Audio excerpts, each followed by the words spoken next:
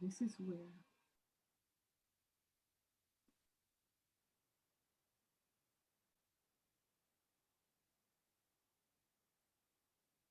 That's the Zoom window. Close it. This one.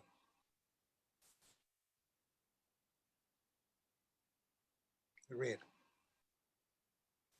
Yes. There you go. Go ahead. Hey, Harfez. Hey, Harfez. Hello. How are you? Well, Harfez? I'm Are doing you? doing fine. Thank you. It's good to see you. Yeah, same here. I'm glad and I'm very happy to be on the show. I hope you feel the same, girl. I control desire, getting stronger by the minute. Two souls on fire. Your love, I'm ready to get in there. I got my eyes on you, baby. I can see my dream come true. Gonna make my move on you.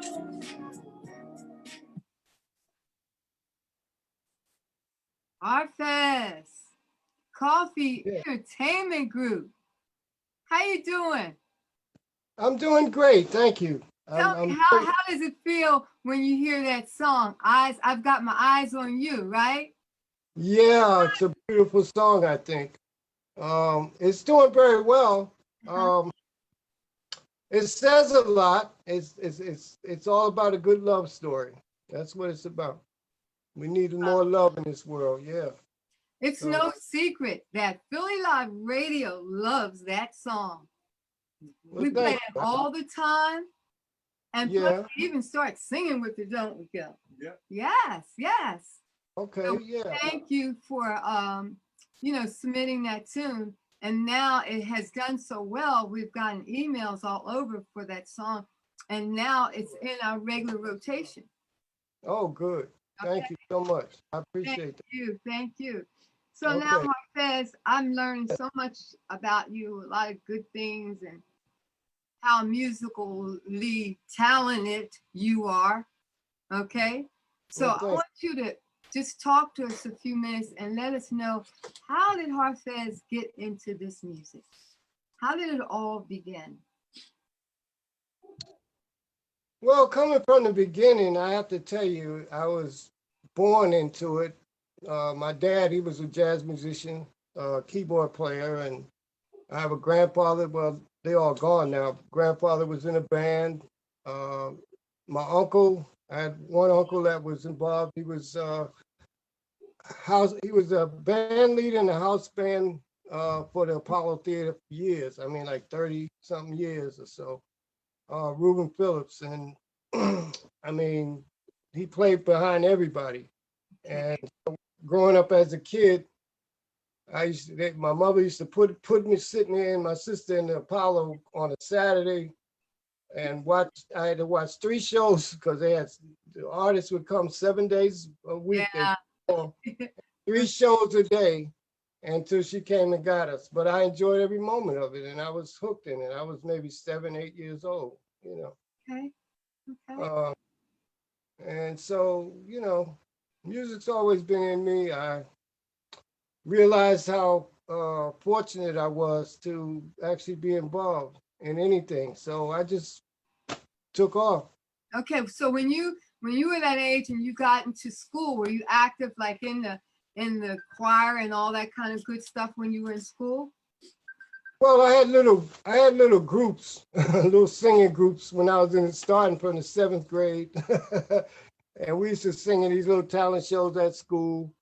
Um, I played in. I'm a percussionist, so I started playing a lot of rhythms along the way. I played in my college band, the jazz band. I played percussion in that band, and when I went to school, and also took music at a school in Los Angeles.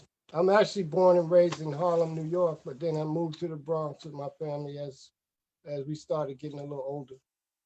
And yeah, that's where I'm from, but I traveled a lot. Did you live here in Philly at any point? No, but I used to visit a lot. I was just thinking last night when I remember a friend of mine, Twyla. Twyla was a cousin to Wesley Snipes, and I came back here. I came back to Philly. The last time was 2003 to a family reunion. We came out somewhere in Philly. I had no idea where I was. Uh-huh. His family had come up from the Carolinas. They all came in a big bus. I thought Wesley would be there. We all did. I met his dad, his brother, and his family. And Twyla, she's a good friend of mine. She's living in New York, and he never showed up at it. They said he was overseas doing a movie, so that's what happened with that. But that was the last time I was in Philly. I've been in Pittsburgh now. I have a son that lives in Pittsburgh, so I go there a lot. But I plan to come visit. Mhm. Well, you've done a lot of things, and I'm just amazed because when I get an opportunity and to interview all you guys from all over, I'm just amazed at all the things that you've done, and how you continue to do those things as you move and travel towards your musical journey. It's really great. Let's take a look at your wall. Let's look at that wall because this is it's very creative. All Oh, is that LPs or yeah, there's a lot of things look at it for a moment. that I put up. Okay. Some of the this is basically part of my journey.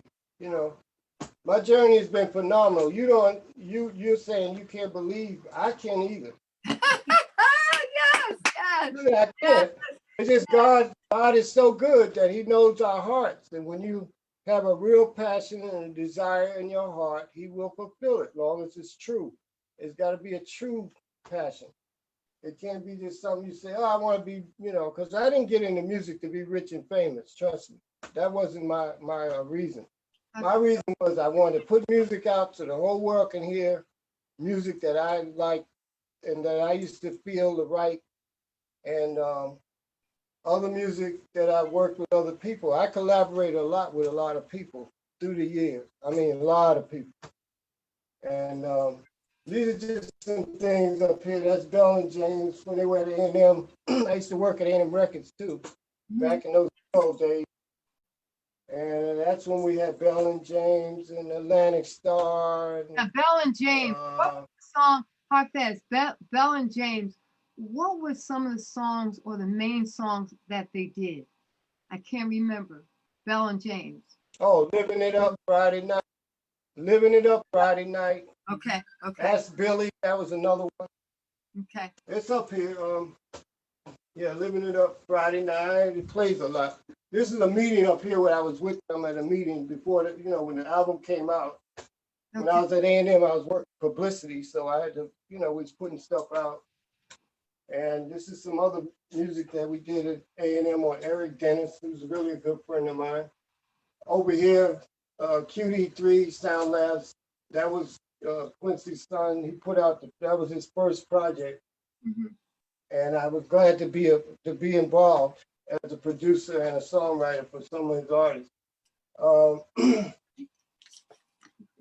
That's my uncle here, Uncle Reuben Phillips. That's me in front of a studio. I also became a part owner of a magazine back in the disco days called On the Scene Magazine. I left A&M Records to do this venture. And basically, I had so much fun with it. Back in the days, they had like at least 40 different labels. A lot of independents, but a lot of majors. Okay. And they used to try to break their new artists. So that was our job, to put all the new artists that was coming out of these companies. So I was like everywhere. I was in all these companies' faces. But it was successful for a while. Okay. This picture here is Shalimar's first group with Jeffrey Daniels and Jody Watley, and I forget the other gentleman's name because they've had two other people after him. I wrote or produced over here. There's an album. I started working with a group called South Central Cartel in LA. I got them their first record deal, and they went on to become good and great for a long time. They had a long run. They ended up on Def Jam after a while. Okay. Okay. Right. Uh, Now, Harfez, how about, do you play an instrument, any instruments? well, I'm a percussionist, so I play. I don't have any of my drums here. They're in the studio right now. I leave them there because they're really hard to transport. I mean, I get tired of lifting them, so I leave them in the Get studio. back on the camera a little bit so I can see you. Okay. Okay. But, okay, so I see you have a keyboard there. Do you play? You can see it.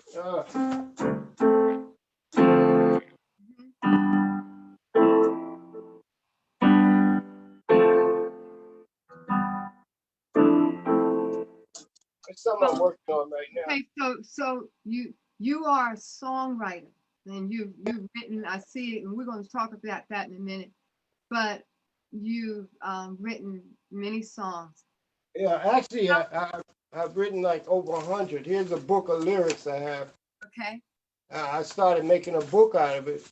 A lot of them are missing because I took a lot of them out to put them in other things that I had to carry them around when I'm presenting songs. So some of them are missing, but that's my book of lyrics. But I work on new songs, and so the new lyrics I have them on pads.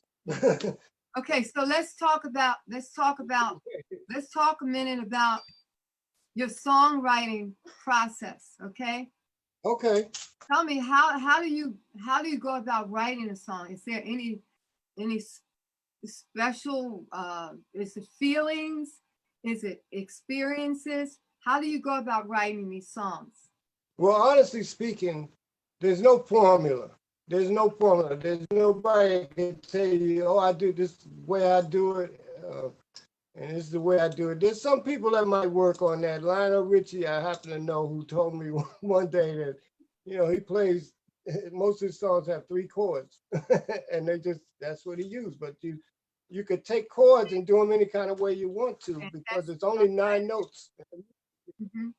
So it's no formula. I come up with a melody. Sometimes I could be anywhere, sleeping in the bed or something, or walking down the street, and I'll hear something in my head, a melody. And like Eyes on You, for instance, I'll just use that example. I just heard that melody in my head. So I came up with a title, because then I also write titles. I make a title list, and I have those ready. Then I also write just words. I'll start writing something and just leave it alone. There's no formula of writing, not for me. I don't know what everybody else does, but that's how it is for me.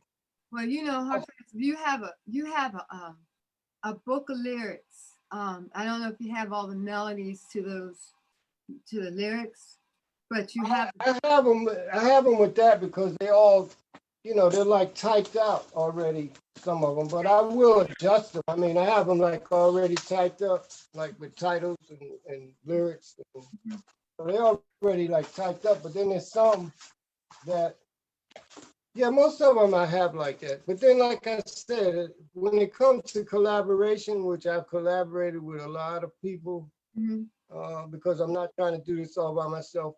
I don't mind sharing, because that's what it's about.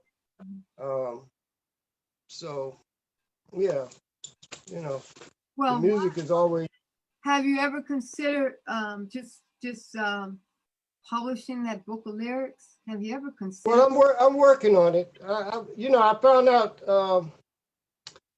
that Alicia Keys had made a book of lyrics way after, like not that long before I had started this years back, but Okay. I think she did one, and I never got a copy of it, which I will, and see how she did it, because I don't have it in no format right now. It's just all the songs I used to write, I would have them typed up, or either I write them out and then I keep them together. Yeah, So, because now the pandemic is here, and we got to hold on to our all our talent, and we use it in different ways. yeah. We still grow and develop, and because we know it's going to be over someday, one day, and we want to be ready to go when it is. So if you're sitting there on a book of lyrics, maybe you can get the lyrics ready to be published or something to have that ready. You can put out a music book of lyrics, because Well, that's what the concept is going to be. I just keep putting it down. I haven't really gotten to it because I'm still writing songs. Right now, I'm working on about 5 different projects, you Okay. know, Okay. and so I've had to write out, write lyrics. I'm better at lyrics than I am music, but music does come, and I have written a lot of songs on my own, musically and lyrically. But then I've had people that want me to write them for them, so I would. One of the Sometimes I used to get calls at 2 in the morning from some of my writing partners. Man, we need lyrics. Come on up here. I would go because I'm serious about it. It's something that I want to tell a story of every song, but I want you to understand the story. Some of these songs I listen to, I'm saying, where they going? But then you have a lot of them that tell you a story from beginning, middle, and the end. Right. It's like the beginning, the middle, and it tells a story. It Yeah, tells yes. a story. Some of the songs I've heard, they lose me sometimes. I'll be like, what they trying to say?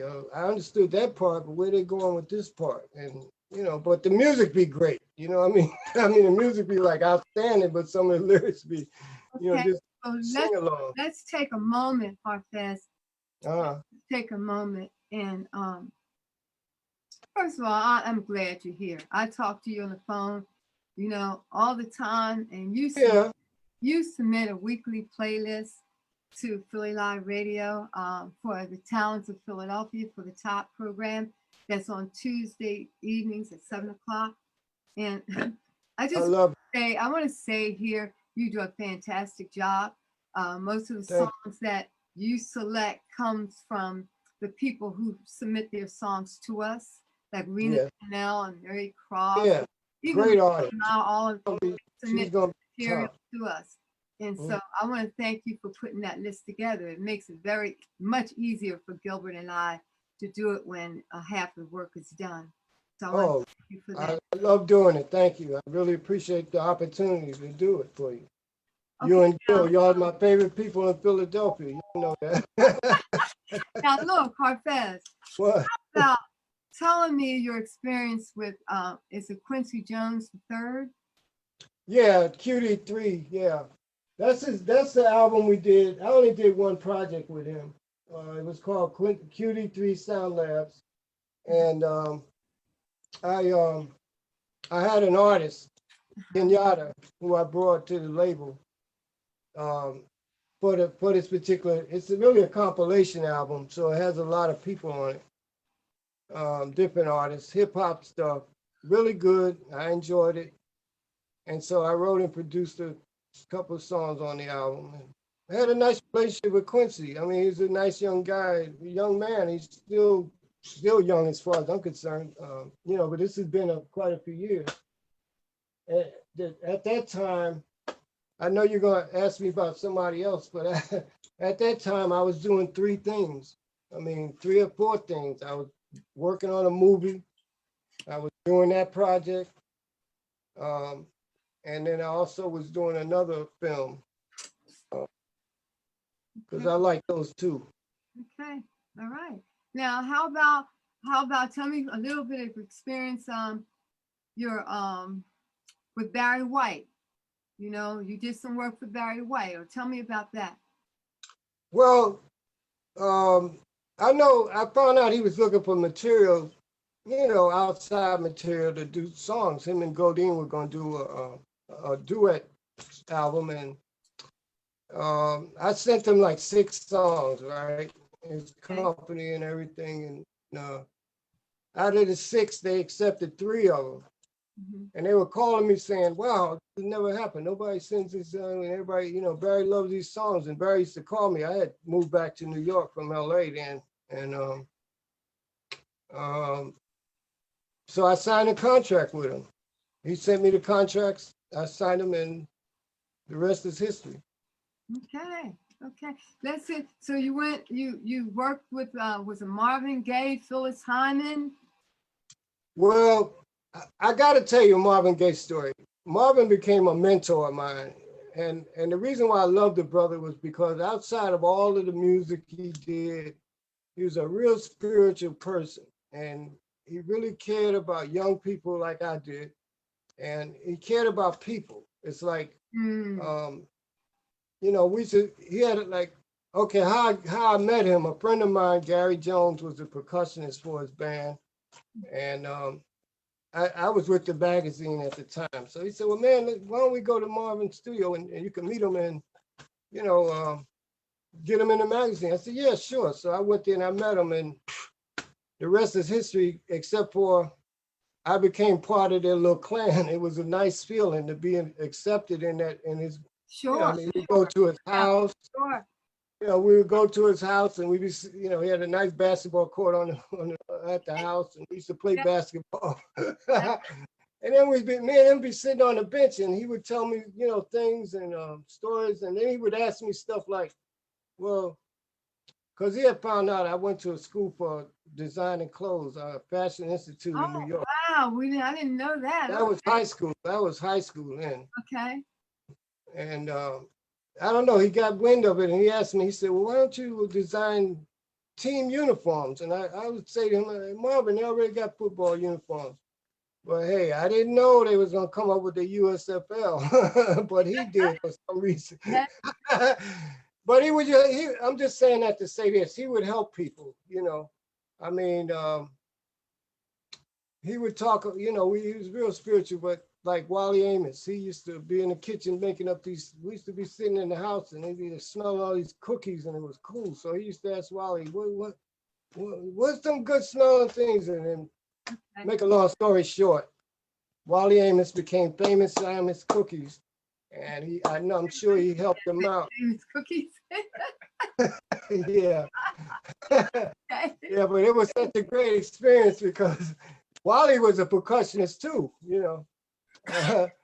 And so we used to be in the studio, and he used to hear me play, and he said, hey, Carpet, you sound pretty good, man. I said, yeah, but I don't sound better than Gary. So you know, because I like Gary. Gary was very good percussionist. He was better than I was, but you know, I was just happy for that experience. Then we used to go play basketball at the high schools. We played the teachers and all of, you know, some of people, Jackie Jackson, and a lot of people would go up there. We just fun things that he would give back to the young people that I loved about. Okay. So all those things that, you know, we hear about stories about Marvin. Marvin was a great man. Yeah. And then here's a story he told me. Yes. Because when I asked him a question, I said, man, I really like that What's Going On album. He said, well, you know, Coffee, they didn't want me to put it out in Motown. Yeah. He said it didn't fit, they said. He said, but I stuck to my guns. And do you know that was the best-selling album they ever had? And that song is worthy of today's times. You know, what's going on. Yeah. I mean, it's worthy of today. The music, the last time I was with him at the house, I gave him a couple of sheet musics. Matter of fact, that one you held up. Yeah. I given him a copy of that song. Season, right? No, not that one. No, I didn't give him that one. I gave him another one. Was it Crazy About You? About Me? Was this here? I gave him that one, and he said, I'll look it over, man. I'll let you know. But then I think within months after that, I got real busy. He was busy. Mm-hmm. And then I call it the gang broke up, because I went back to New York. He went off to England, you know. Okay. So, you know, I haven't seen any, except I know Bugsy Wilcox. I think he lives in Vegas right now. Mm-hmm. And he was his drummer. You know, Bugsy was a heck of a drummer, man. Okay, well, let's move on, because I want to talk about some of these other artists. Tell me about the Whispers. Okay. The the Whispers? Okay. We had done, I was writing with two partners of mine, Michael Dunlap and Howie Rice. We used to go to his studio up there and write. You know, he said, the Whispers need a song, man. So we sat down and wrote two. Now, they did all the music, but I wrote all the lyrics. Okay. And so they took it to them. Well, that's what happened. I left it with them to deal with it because I was doing Quincy's album at that time, and then I was working on a film with Robert Guillaume. And so I couldn't be everywhere. So, you know, what I was doing was if I worked on a project, let's say with you and I did a project, I'd leave it with you. I might be busy doing something else. That's how it went. That's why a lot of the material, I'd write it and leave it alone. I wouldn't be falling behind all of that. I just do it. They like it. And so they took it to them, and I don't know what happened after that. I don't think nothing happened. I think he told me they said they wasn't ready for that song yet, or those two songs. Okay. I written two songs, one called Give In Surrender and Love Confession. And All right. that How about now? I'm trying to remember some things. You got Phyllis Hyman. Wasn't the mating season? Was one yeah, committed to yeah. Phyllis Hyman? Well, she had recorded it. Barry sent it to her. I understand. I don't know. People have your music. You don't know what they're doing with it, but he had sent it to her and or her people. And at that time, she was doing an album with Michael Henderson, which was, I think they did Why Can't We Be Lovers Again or something. That song, and he just wanted to do on that song on that album. And then she had an album she was doing, and I don't know. I never heard no more about it. But Barry kept telling me and Goldine gonna do it. And I was like, okay. So Clive Davis heard it. I don't know. He wanted to give it to somebody. I don't know. I just have to go by. When I do music and I give it to somebody, I just leave it there. I don't run them down. I don't keep calling them. Hey, maybe I should have done that, but I never did that. Yeah. Because I trusted them to do the right thing. Well, you know, sometimes they get so much material. You know, they get a lot of material that's coming in. Yeah, I understand that concept too. Yeah, But if the songs are good, which they are, and if I played them right now today, you'll say, dang, that sounds just like the Whispers, because we tailor-made the songs just for them. Yeah, for the Whispers. And it's got the same, you know, I mean, the music is a little, you know, it's like, well, you think in the 90s what they were doing, that kind of music, well, that's where it's at, but it would have lived on if they had it done. Well, what did you do for the Pointer Sisters? Same thing. We wrote some, yeah, we wrote songs for them. Thelma Houston, the same thing. I came up with a title called Out of My Hands. Okay. And Michael used to call me, but he could never catch up with me at the time because all this was going on at the same time. Okay.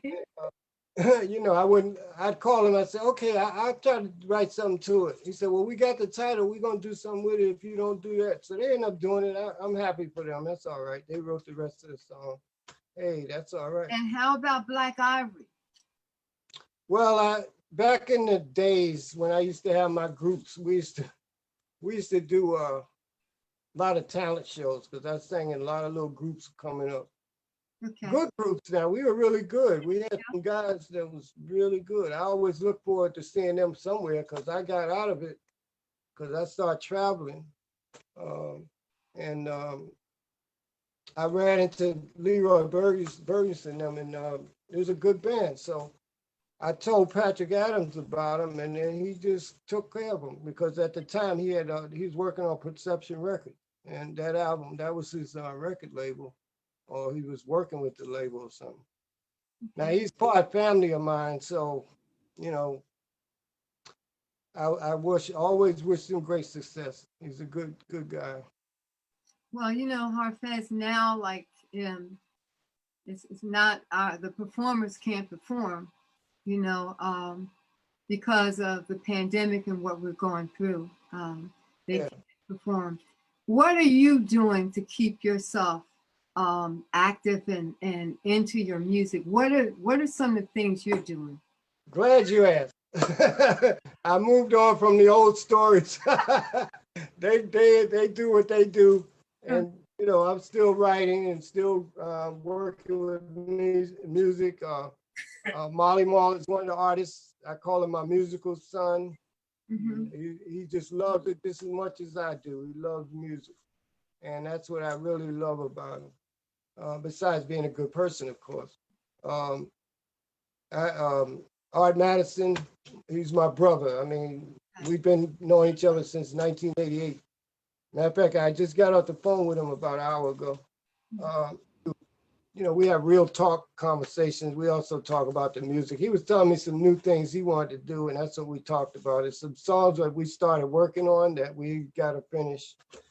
And pandemic kind of stopped that for a minute. Um, Al Davis, I'm doing 2 songs for his record, for his album. We're working that out. He got a great hit out too called It's My Time to Party. And that's what I kept telling him. I said, man, I got all these new clothes and shoes. What the heck am I wearing, man? Yeah. I mean, really, I mean, come on. I don't party like I used to years ago and all that. Because back in the I think the hardest parties we ever did was back in the disco time when everybody was out. And then a little beyond. But Well, I yeah. have a song here. I think you did the song. I want to play a song, and then I want you to tell me a little story about this song, okay? Hold on a minute. Let me see if Okay, go ahead. okay. Let's see if I can get it. My every need, your grace and mercy. No, that's not it. No, that's not it. I wish I had wrote that. That I do have some gospel songs. song was written by Gilbert. And, Oh yeah, okay, Gilbert. right? And Doris. You know, when I used to work with track, Come on, sing it. I got my eyes on you. yeah, I can see my dream come true. Gonna make my move on you.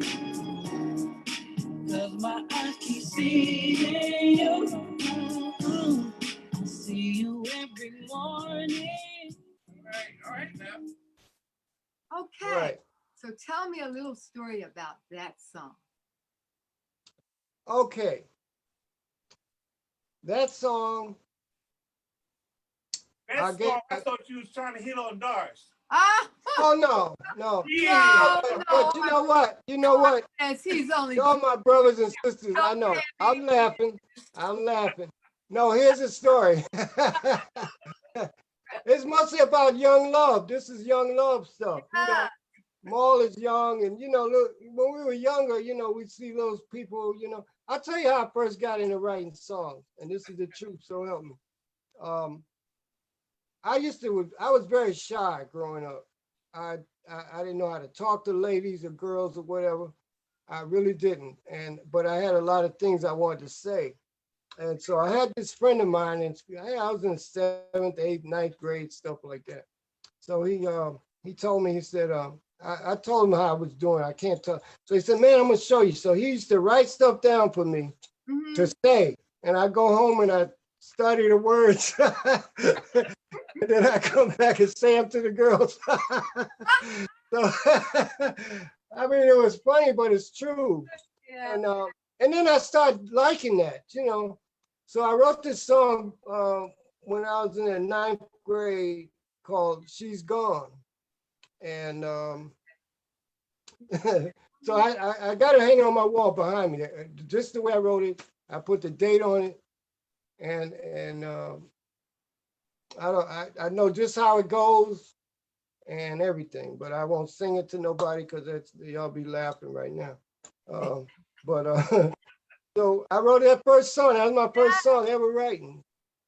And then I just couldn't. And then one day the bug hit me, and I just couldn't stop. And I started writing, and I would just write ideas and things that I think about. And if I see something that reminded me something, like when I wrote "Mating Season," I was babysitting my son in the daytime one year when he was a little kid. He's 1 year old or something.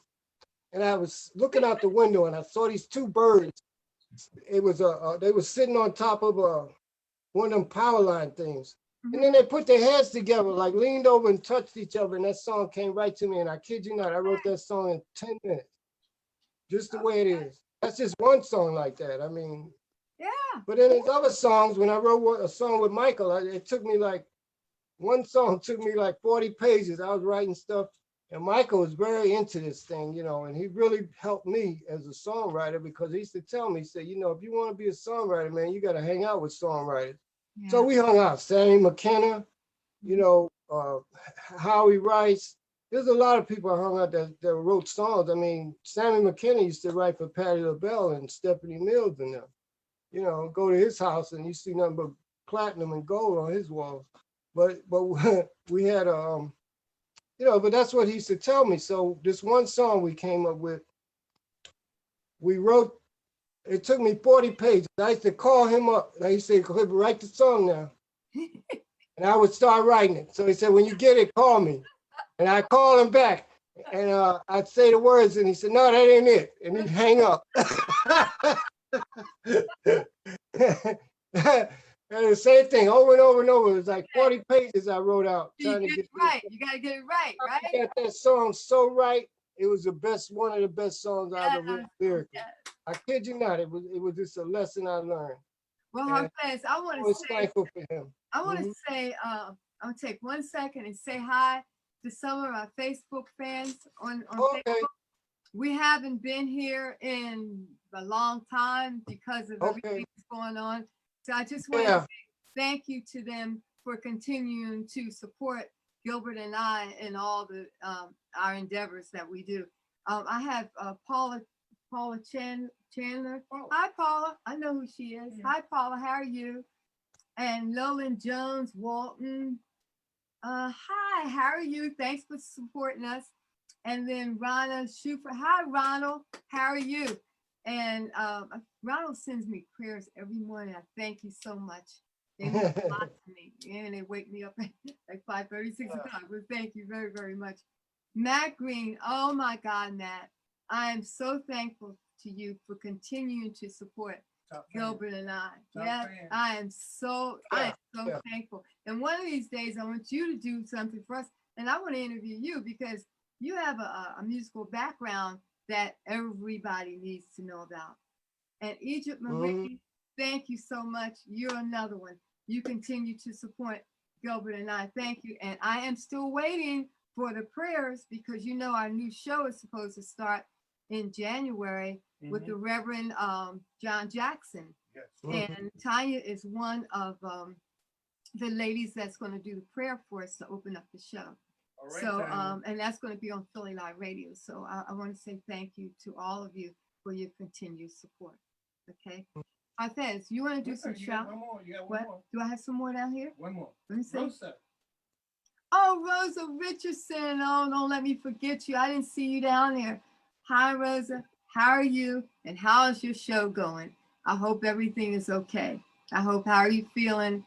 I hope you're doing okay. It's good to see you and see your comments and everything, and you support us. I mean, you're another one. You're always there. Thanks, Rosa. Okay, now Harfez, do you have any shout outs? You want to give some shout outs out while we still have some time?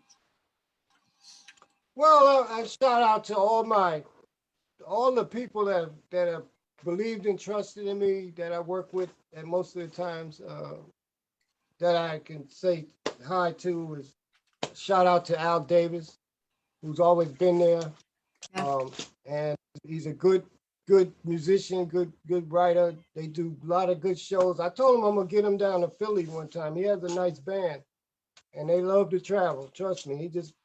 And even in this pandemic, they played in Texas and somewhere else. I mean, they just get up and go, you know.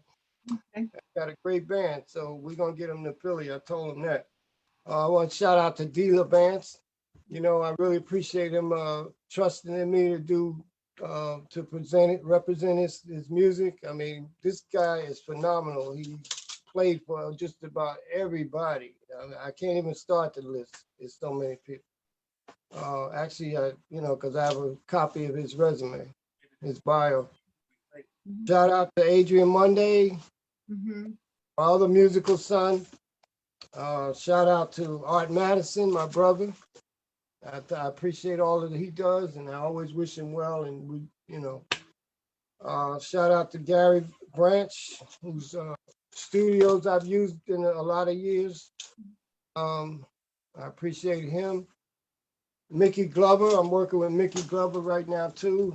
He's a phenomenal blues player. We got some music. We got some music coming y'all's way soon. Yes. Some blues and a lot of this music. I'm telling you. And my favorite soul sister, Tanny Soul Sister, who's my partner in crime. But she's my partner, and shout out to her. We do a lot of music together, and I appreciate every one of them. Okay. And my family, shout out to my family and my other friends who are not doing music, but I still love you all. Thank you. And music is very important to all of us, and we all work hard and we support each other so that, this is our passion and this is what we do, Yeah. Have, like when you submit the songs to Philly Live Radio, Tuesday show, we do that on top, and then Carlos Devon is here at 8:00 on Tuesday on Philly Live Radio, and he's here from 8 to 11. He's phenomenal. Yeah. And then Shirley Lights come on Friday night, and DJ Boogie comes on Friday night. and Oscar Murphy Jr. comes on Sundays. And then we have this show. We have Doris Hall James indie show that comes in on Thursday night, and we're going and doing another show on Sunday, and that's going to be Reverend Jackson. So we have a lot of things that we're trying to put together, and we're asking Facebook fans and friends, and Spread the word. just spread the word, because we're here to help. We're here to promote and do all we can to keep our music. I got to start listening to Shirley's show. I really love her song. That song, Every Side of Me. Side of Me. That's nice. And you hear that bass line when it first comes on? Yeah, but also Yeah. When you were talking about Angela, you said I loved Angela's song. I loved hers too, but I love both of them because they remind me of a time musically that we don't have right now. They're doing the right music. It's that older music, but it's like old school, but it's really old school. Because when I hear those two songs, I think of that back in the feeling. It's nice. Shirley Lights has a new one out called Strong Woman. Yes. That's nice. Yes. Very nice. And next week we have Angela Burton. That's who we're talking about. Yeah, Angela, come on, tell me the name of it. Come on, because Angela will get me if I don't remember. But that is a groovy song. Isn't that nice? The one she did, It Should Have Been You. Should have been you. There you go. I couldn't think of it. Yeah. That's a great song, Isn't that a good song? That's a good song. The song reminds me of the old times when I was, at A&M Records and the magazine times when we, back in the 70s, it just jams, Were you doing the jerk or the hustle? I got a shout out to Marley Marl too. I forgot. Yeah. No, Dover wants to know, and that's were you doing the jerk or the hustle? You were doing I never learned those dances. You know what dance I know? Yeah, you could do those dances. I do my own thing. Oh, I do my own thing. She got it twisted. She was the jerk. The jerk too old. The hustle. I know. I remember that. No, I'm just joking about that. But I always try to dance a different way. Now, salsa is one of my favorite dances. Yeah. That's from Well, that's where the hustle would be, about that same time frame. Yeah. That's my Cuban side of my family. That's the side Okay. Well, I want to thank you for participating and accepting our invitation and coming onto the show and telling us all about what Harfez does. And I just want to say thank you, so all Facebook fans and friends will see who's submitting that playlist for Top on Tuesday. Okay. Well, yeah, thanks for putting a thing on my face, because now oh boy, we didn't like that face. But I tell you what, I meant to give my main musical son, Marley Marl. Yeah. Marley he's that's my musical son. I mean, I love the little man. He's a good man. Okay, And, so how can we reach you? How can we reach you? oh, you can reach me at hcy.music, MUZIC, at yahoo.com. MUZIC, right? Yeah. Okay. Okay. Oh, here's a copy of my logo too. So people, when you see that logo, you know, because I do represent a lot of people. Actually, we get ready to sign 2 more artists coming up. So we're gonna have a lot of music for y'all in next year. Okay. You know. Lord willing, we'll be here. Yeah, we're gonna need it because after this here, we need all the music and prayers we can get. We want Oh to yeah. Well, prayer. God is with us all. Thank you. And I really do hope your fans really appreciate the work that you and Gil do, because I already know and I understand. Yeah. But the appreciation should be there for y'all, because without you guys, they wouldn't be, I don't know what other people would be doing. Yeah, we As work far hard. as listening to the type of music that you do, and the stations, the DJs and the shows, and Yeah. all props to you guys. Really, trust me. I really love y'all. Thank you for Thank everything. Thank you. And it's one thing before closing, you know, Gilbert's giving me that look. But it's one thing I want to say, and I want to say thank you to all of you who supported Philadelphia Musician Lives Matter. That isn't, am I saying it right? You said it right. Okay. The telethon was October 17th, and it was from, what was about 5 or 6, 7 hours, something like that, at the Hilton Hotel. And I'm calling off the top of my head. It was about maybe 35 artists or something like that there, and it was produced by Gilbert Lomax and Daniel Jenkins. Wait a minute. Okay. They did the videos, the videos, okay, and Shirley Lights and Pamela Renee Smith, they were the ones that brought it all together along with the board of directors. And Simply Music Incorporated was the sponsor. And Mimi okay. And Mimi Brown was the host. Okay, hostess. Okay, and it was he's gonna kill me. The hype man. The hype man. Okay. Mimi did the first 3 hours and the hype man did the second 3. Right. Okay. And that video is still floating around on my page. You can go and you can listen to it, look at it. It's on YouTube. You can also continue to donate to the telethon, because what we're all trying to do is to help the musicians either in any way we can to help them to be successful, to keep our music alive. So I want to say thank you to all of you artists out there that performed on October 17th. Okay. All right. Right. Okay. Okay, Harfez, we're going to let you go, but I want to say thank you and send that playlist in. Thank Okay, you. we have one more week, and then we're going to take off until after the holidays. So send us another playlist, okay? Oh, you got it. Okay, thank you. I'll send you 2 or 3. Okay, thank you. Y'all can stack them up. So you. Okay, thank you. All right. Bye-bye. Have a great evening. Bye. Bye-bye. Thank you. Bye-bye. Bye, Gil. All right.